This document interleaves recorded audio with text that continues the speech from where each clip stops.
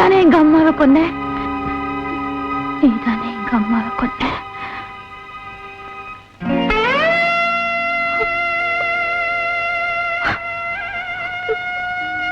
No. No. No.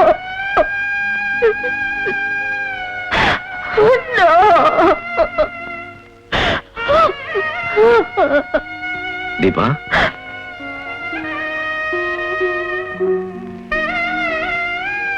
Deepa, நீ யார நினைச்சாளன்னு எனக்கு தெரியும். உன்னை விவாகரத்து பண்றேன்னு கோர்ட்ல உன் கணவர் சொன்னப்போ என்னாலேயே தாங்க முடியல. உன்னால மட்டும் எப்படி தாங்கிக்க முடியும்? மிஸ்டர் ராஜேஷ், நான் மனப்புயல்ல சிக்கி தவிச்சிட்டு இருந்தப்போ ஒரு நல்ல மனைவியா அவரோட என்னால வாழ முடியல. இப்போ அந்த புயல் அடங்கிடுச்சு. என் மனசு தெளிஞ்ச நீரோட மாதிரி இருக்கு. என் புருஷனை சந்தோஷமா வச்சுக்கணும்னு இப்ப நான் ஆசைப்படுறேன். ஆனா விதியோட ஆசை வேறு விதமா போச்சு. தீபா, உனக்காக நான் கண்ணீர் சிந்தலாம். ஆனா நீ சிந்துற கண்ணீரை எப்படி துடைக்கிறதுன்னு தான் எனக்கு தெரியல. என்னோட கடைசி ஆசை என்ன தெரியுமா? ஒருவேளை இந்த வழக்குல மரண தண்டனை கிடைச்சு நான் செத்தேன்னா அனாதை பணமா நான் அடக்கமாக விரும்பல. லாரன்ஸோட மனைவியாத்தா சாக விரும்புற. நீ லாரன்ஸோட மனைவியா சாக விரும்புற. ஆனா லாரன்ஸோட மனைவியா உன்னை வாழ வைக்கிறதுக்காக இந்த வழக்குல நான் போராடிக்கிட்டு இருக்கேன். என் மேல நீங்க வச்சிருக்கிற அன்புக்கு நான் ரொம்ப கடமைப்பட்டிருக்கேன். உன் கணவரோட அன்பை திரும்ப பெறதுக்காக நீ கர்த்தரை பிரார்த்தனை பண்ணு. உனக்காக உன் கணவர் காலில் விழுந்தாவது அவரோட முடிவை மாத்திக்க சொல்றேன். திருச்சி உளுந்தூர்பேட்டை.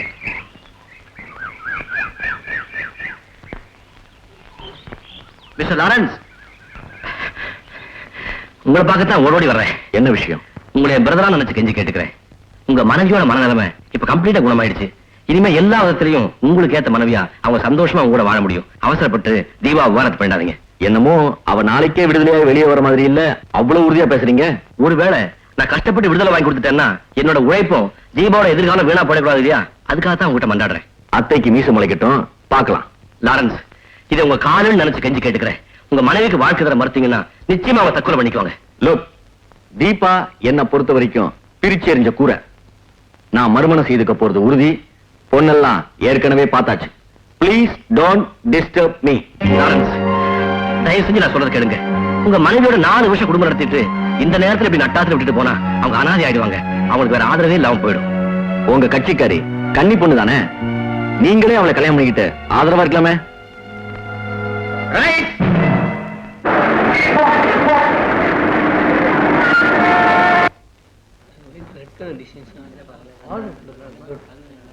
அதான் அது கொடுங்க. அடுத்தது லாஸ்ட் ரோ. அது அது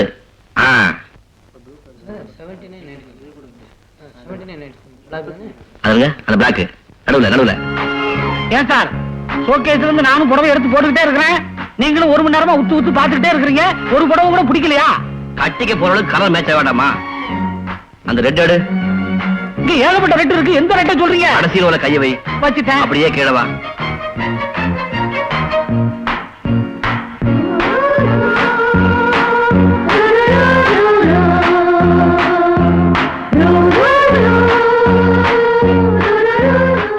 நல்லாப்பா. சார், கட்டிக்கு போறவங்க என்ன நிறம்னு சொல்லுங்க. நான் ஒரு நல்ல புடவையை செலக்ட் பண்ணி தர்றேன். தங்கம், அவ தங்கமான குணம்னு. சார், குணத்துக்கு மேய்ச்சா எங்கேயுமே சேலை கிடைக்காது சார். தயவு செய்து நிறத்தை சொல்லுங்க. வந்து மாநிறமா இருப்பாங்களா? மாம்பழ நிறம். மாம்பழ நிறமா? இந்த அம்மா நிறம் இருப்பாங்களா? இதெல்லாம் ஒரு நிறமா? என் தீபா தங்க நிறம்பா. அவங்கதான் தங்க நிறம்னு சொல்லிட்டேன்ல, அந்த நிறத்துக்கு ஏத்த மாதிரி நீங்களே 2 புடவை செலக்ட் பண்ணி பில்ல போட்டு கவுண்டர் அனுப்பிடுங்க. மேடம், இருக்கிறதுலே பெஸ்ட் குவாலிட்டி இதுதான். Latest design. மேடம் சார், பனியன் செக்ஷன் எதிர்த்தாப்புல இருக்கு. மன்னிக்கணும், நான் லேடிஸ் பனியன் வாங்க வந்திருக்கேன். லேடிஸ் பனியனா? ஆமா, இந்த அம்மா கையில வச்சுக்காங்களே அந்த மாதிரி பனியன். ஓ, பிரேசியர் சார். அப்படியும் சொல்லலாம். அதுல போடு 1/2 டசன்.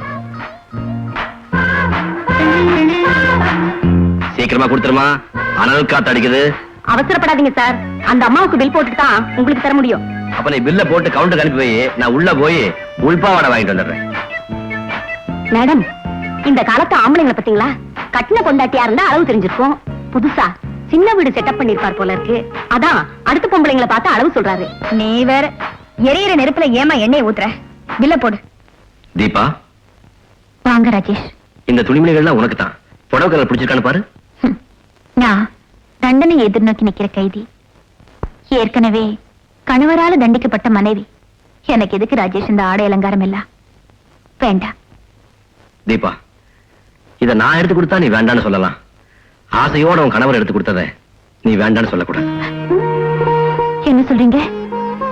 இந்த புடவைகளை என் கணவர் எடுத்து கொடுத்தாரா? ஆமா, உன் வேதனை அவங்ககிட்ட எடுத்து சொன்னேன்.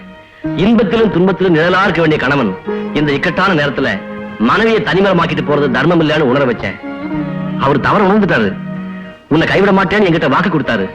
அன்பின் அடையாளமா இந்த புடவையும் உனக்கு வாங்கி கொடுத்தாரு. இந்தா. என் பிரார்த்தனை வீண் போகல. கர்த்தர் என் புருஷனை திருப்பி கொடுத்துட்டாரு. உன்னை எப்பவுமே இப்படி சந்தோஷமா பார்க்கணும், அதுதான் என் ஆசை. மிஸ்டர் ராஜேஷ், டிஃபென்ஸ் தரப்புல உங்க சாட்சிகளை விசாரிக்கலாம். எஸ் யுவர் ஆனர், எனது முதல் சாட்சியாக மெர்சி ஹோம் தலைமை ஆசிரியை மிஸ் லூசியை விசாரிக்க விரும்புகிறேன். Yes, permission granted.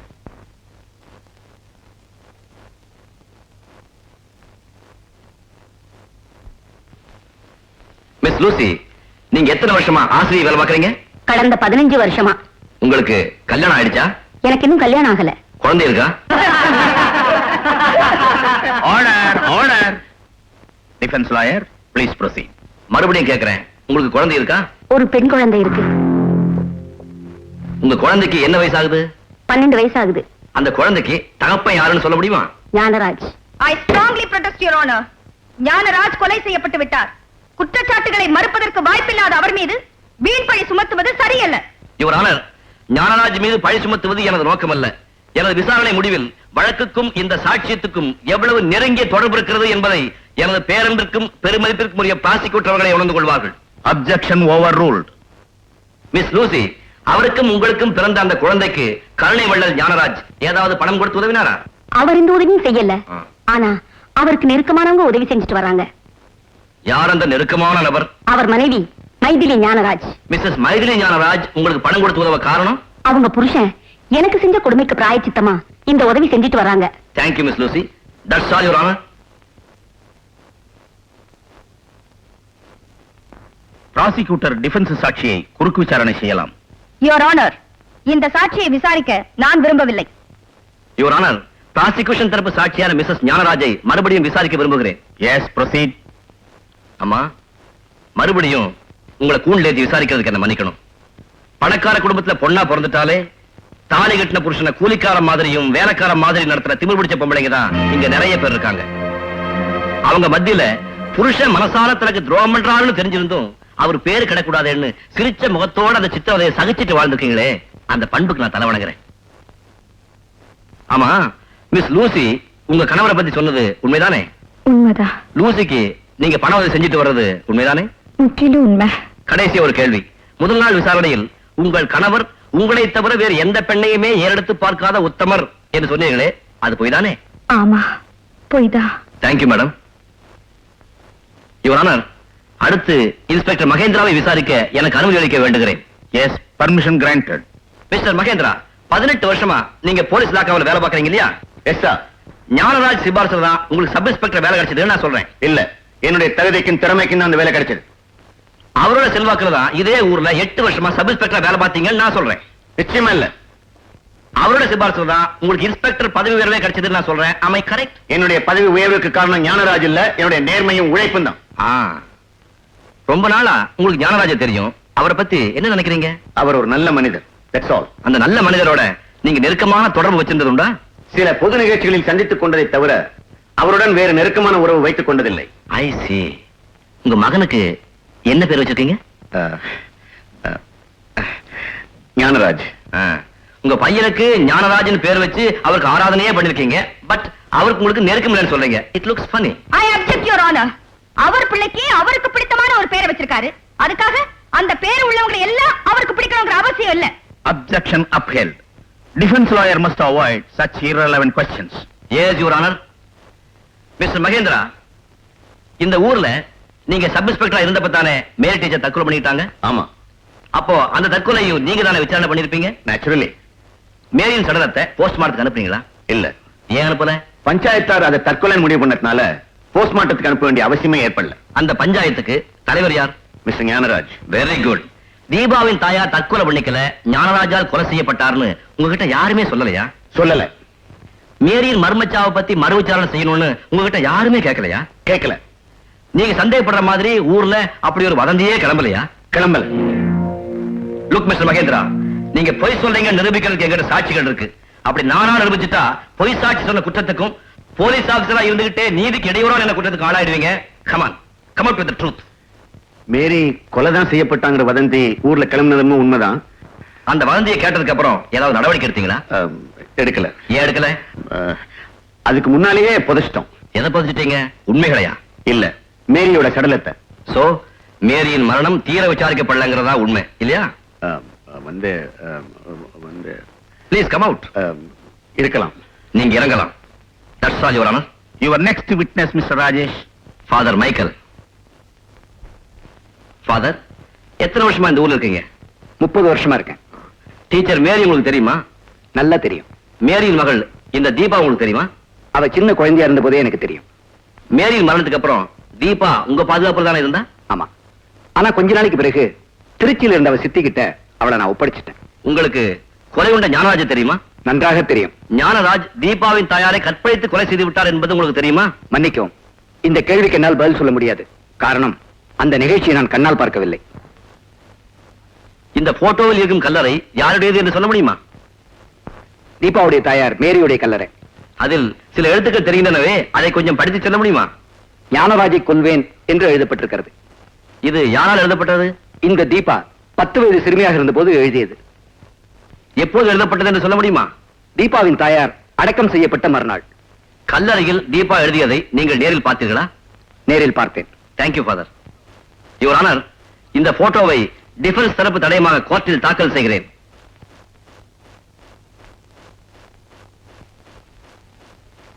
Prosecutor, father மைக்கேலை நீங்கள் குறுக்கு விசாரணை செய்யலாம்.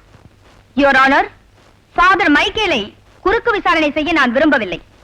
ஏனென்றால் நாம் நடத்த வேண்டிய வழக்கு தீபா ஞானராஜை சுட்டுக் கொன்ற கொலை வழக்கு. ஆனால் இங்கு நடந்து கொண்டிருப்பதோ ஞானராஜ் தீபாவின் தாயாரை கொன்றார் என்ற வழக்கு. இது முற்றிலும் கோர்ட்டின் விதிமுறைகளுக்கு புறம்பானது. வழக்கை மீண்டும் திசை திருப்ப வேண்டாம் என்று எதிர்த்தரப்பு வக்கீலை கேட்டுக்கொள்கிறேன். யுவர் ஆனர், இந்த குற்றச்சாட்டை மறுக்கிறேன். எந்த கொலை வழக்கிலும் தீர்க்கமான முடிவெடுத்து தீர்ப்பு எழுதுவதற்கு முன்பு அந்த கொலைக்கான காரண காரியங்கள் என்ன என்பதையும் அது சம்பந்தப்பட்ட சகலவிதமான சந்தர்ப்ப சூழ்நிலைகளையும் கொலையாளியின் நடத்தையையும் தீர விசாரிப்பதே நீதிமன்றத்தின் விதிமுறை என்பதை அரசாங்க தரப்பு வக்கீலுக்கு நினைவுபடுத்த விரும்புகிறேன். மிஸ்டர் ராஜேஷ், உங்கள் விளக்கங்களை இந்த கோர்ட் ஏற்றுக்கொள்கிறது. உங்கள் தரப்பில் இன்னும் ஏதாவது சாட்சிகளை விசாரிக்க வேண்டுமா? யுவர் ஆனர், கடைசியாக இந்த வழக்குக்கு மிக முக்கியமான இன்னும் 2 சாட்சிகளை விசாரிப்பதற்கு அனுமதி அளிக்க வேண்டுகிறேன். நல்லது. கிறிஸ்துமஸ் விடுமுறைக்கு பின் உங்கள் சாட்சிகளை விசாரிக்கலாம். இத்துடன் கோர்ட் கலைகிறது. கான்ஸ்டபிள், என் லாயர் கிட்ட கொஞ்சம் பேசிட்டு வந்துடுறேன். சரி, தேங்க்ஸ். மிஸ்டர் ராஜேஷ். என்ன தீபா? இதை கொஞ்சம் படிச்சு பாருங்க. நான் வர்றேன்.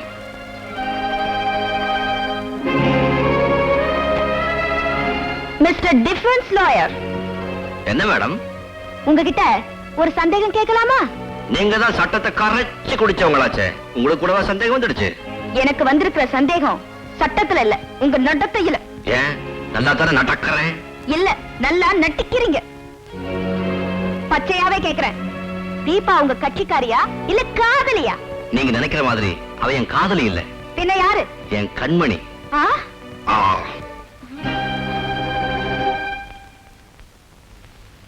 ராஜேஷ். வா தீபா, என்ன எதுக்காக வர சொன்ன?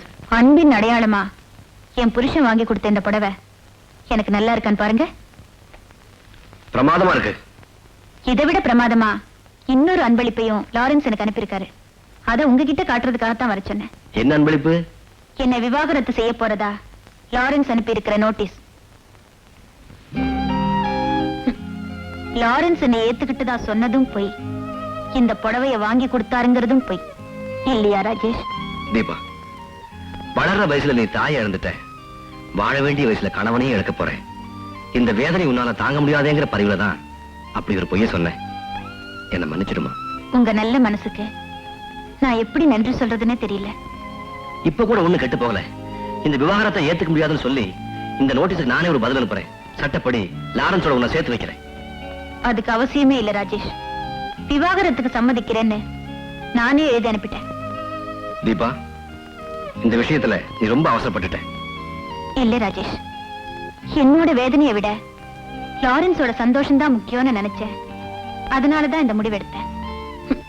என் கல்யாண கதை முடிஞ்சு போச்சு.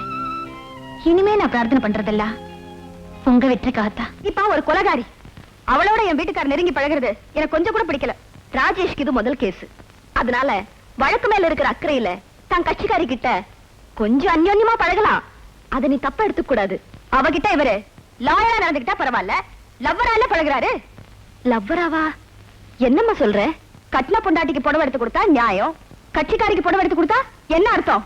நீ பொண்டாட்டியா நடந்துக்கலேன்னு அர்த்தம். அதுக்காக ஊராம் பொண்டாட்டியோட உறவு வச்சுக்கிறதா?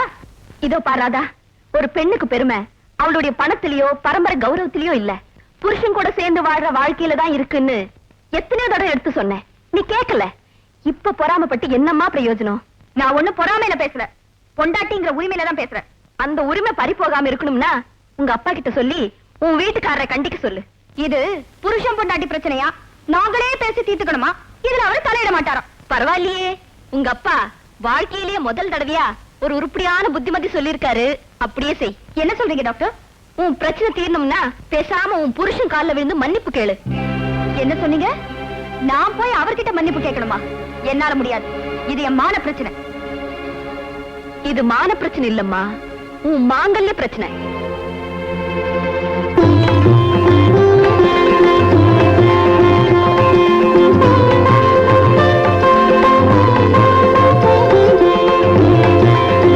ஏண்டி, ராதாவுக்கு கல்யாணம் ஆகி எத்தனை வருஷம் ஆச்சு? இந்த வருஷம் மாத்திரம் என் சுமங்கலி பூஜை பண்றா. புருஷனுடைய பெருமையை இந்த வருஷம் தான் புரிஞ்சுக்கிட்டாலும் என்னமோ.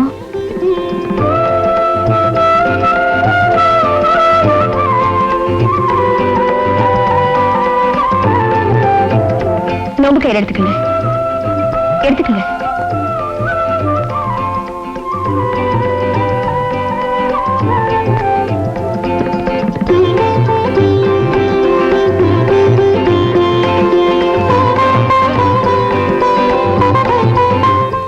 நீ எடுத்துக்க. எனக்கு வேண்டாம்மா. பரவாயில்ல, எடுத்துக்க. இல்ல வேண்டாம்மா. வேண்டாமா? இதோ பாருமா, சுமங்கலி பூஜை அன்னைக்கு சுமங்கலி கையால குடுக்கற மஞ்ச குங்குமத்தை வேண்டான்னு சொல்லக்கூடாது. எடுத்துக்கம்மா. வேலைக்காரி சொல்றேனேன்னு யாரும் கோவப்படாதீங்க. ராதாமா சுமங்கலியா இருந்தாலும் வாழா வெட்டி தானே. இந்த நல்ல நாளும் அதுவுமா இவங்க கையால மஞ்சள் குங்குமம் வாங்கினா நானும் வாழா வெட்டி ஆயிடுவேனோன்னு எனக்கு ரொம்ப பயமா இருக்கு. நொண்டியோ நொடமோ, நல்லவரோ கெட்டவரோ, கடைசி வரைக்கும் என் புருஷனை விட்டு பிரியாம வாழணும்னு தான் நான் ஆசைப்படுறேன். என்ன மன்னிச்சிடுங்கம்மா. ராதாமா, உங்க வேலைக்காரர் சொன்னது நியாயம் தானே? எங்களுக்கும் வேண்டாம்.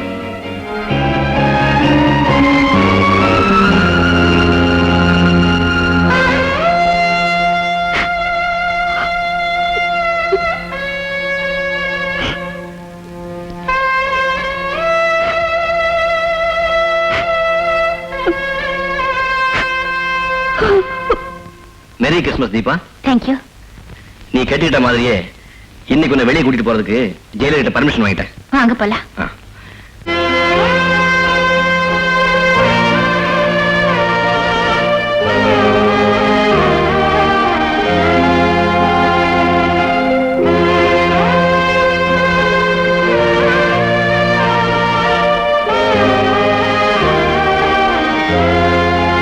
ராஜேஷ், சிறு வயசுல எங்க போனாலும் எங்க அம்மா கையை பிடிச்சிட்டு போனாதான் எனக்கு பாதுகாப்பா தோணும். இப்போ உங்க நிழல்ல இருக்கும்போது நான் பாதுகாப்பா இருக்கிற மாதிரி எனக்கு தோணுது. என் மேல உனக்கு அவ்வளவு நம்பிக்கையா? என் கணவர் என்ன உதறி தள்ளிட்டு போயிட்டாரு. அவர் என் உடலை மட்டும்தான் நேசிச்சிருக்காரு. ஆனா நீங்க என் உள்ளத்தை நேசிக்கிறீங்க. அதனாலதான் நான் உங்களை என் இதயத்துல வச்சு பூஜிக்கிறேன். தீபா, என் ஆத்மாவுக்குள்ள நீ ஐக்கியமாகி எவ்வளவோ காலமாச்சு. என்னை பொறுத்த வரைக்கும் நீ தீபா இல்ல, தீபம். ராஜேஷ், இந்த உறவு ஒரு நாள் சந்தோஷமா போயிடாம வாழ்நாள் பூரா நீடிக்கணும். இனிமே பிரிவுக்கு இடமே இல்லை. இது மேகங்களின் சந்திப்பல்ல, தாகங்களின் சங்கமம்.